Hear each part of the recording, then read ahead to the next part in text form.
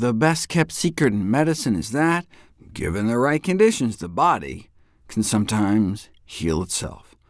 And when it comes to cardiovascular disease, there's no substitute for nutritional excellence. So, Ornish, Pritikin, Barnard, Esselstyn, all the great names in evidence-based nutrition. But how many have heard about the CHIP program, the Coronary Health Improvement Project, a volunteer-run community-based education program, educating physicians and patients alike about the power of nutrition as medicine, as perhaps the best investment we can make in the fight against heart disease. More effective, cheaper, safer, and what are the side effects? Improved overall health, and not just physical health.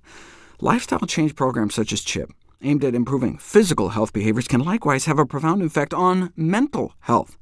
Based on studies of thousands of individuals who went through the CHIP program, there were significant improvements in a number of sleep or stress disorders like sleeping restlessly or not sleeping at all, stress, upset, fear, depression. Here are the numbers.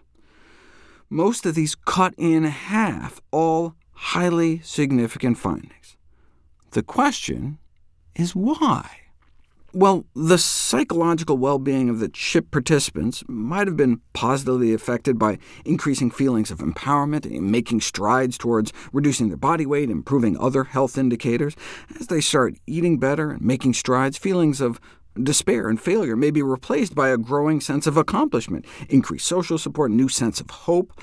Or they may just be physically feeling better. I mean, if your diabetes goes away, that's reason enough to perk you up. While these before and after results look great, what was missing?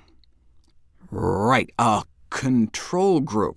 Now you say, wait, they each acted as their own control, before and after. But you're forgetting about the Hawthorne effect. Remember, just being in a study under observation can affect people's behavior.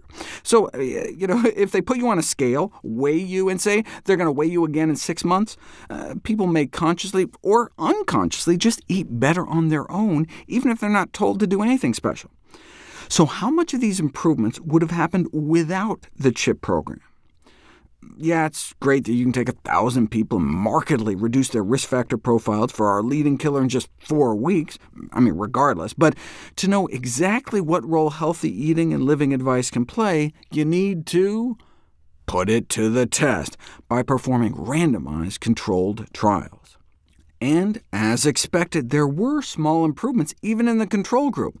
But for almost all variables, the CHIP intervention group showed significantly greater improvements, so much so as to have the potential to dramatically reduce the risk associated with common chronic diseases in the long term.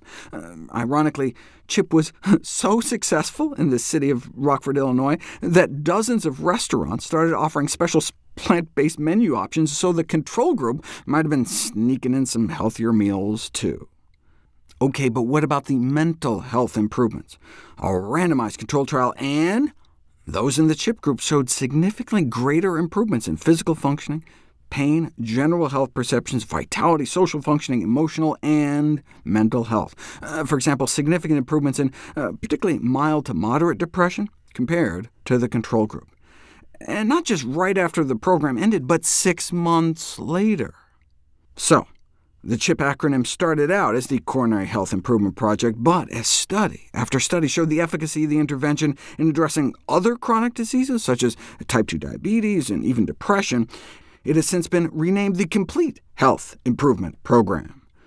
As Hans Diehl, the founder of CHIP, explains it, we as a society are largely at the mercy of powerful and manipulative marketing forces that basically tell us what to eat. Everywhere we look, we're being seduced to the good life, as marketers define it. But this so-called good life has produced in this country an avalanche of morbidity and mortality, disease and death.